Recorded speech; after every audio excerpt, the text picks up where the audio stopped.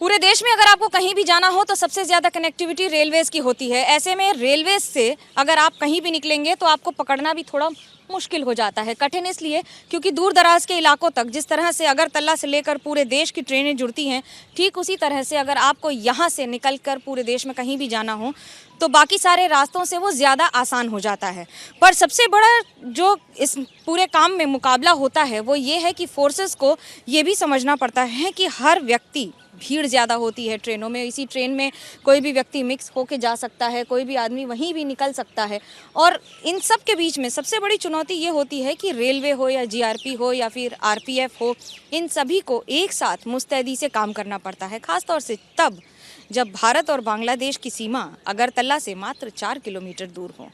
Camera person Manoj Tripathi के साथ Manogya Loiwal, Agartala, Tripura, ABP news. For exclusive and insightful videos, subscribe to our new channel ABP Live Premium.